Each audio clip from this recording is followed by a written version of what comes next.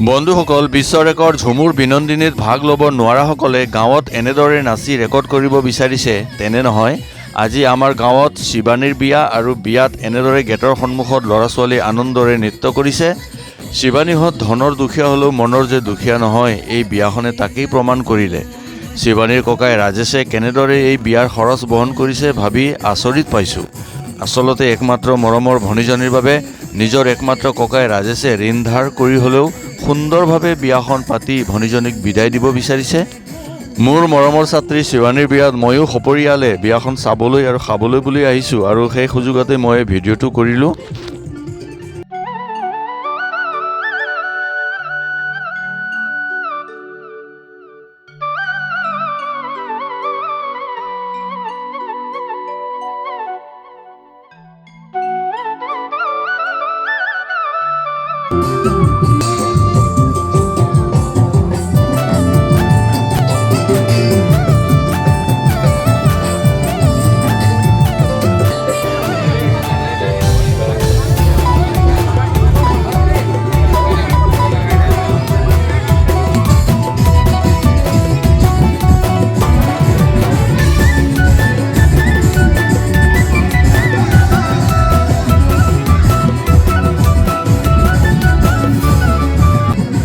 এয়া কইনা শিৱানী নিজৰ মাৰ লগত।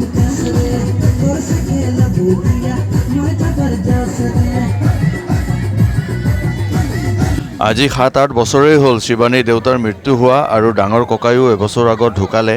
তেনে ক্ষেত্ৰত ৰাজেশেই শিৱানীৰ একমাত্ৰ ভৰসা আছিলে। ৰাজেশ বৰ শান্তশিষ্ট আৰু ভদ্ৰ ল'ৰা।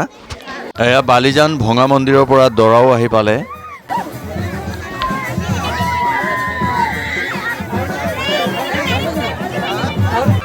এয়া শিৱানীৰ দৰা কিন্তু ধুনীয়া লাগিছে দেই।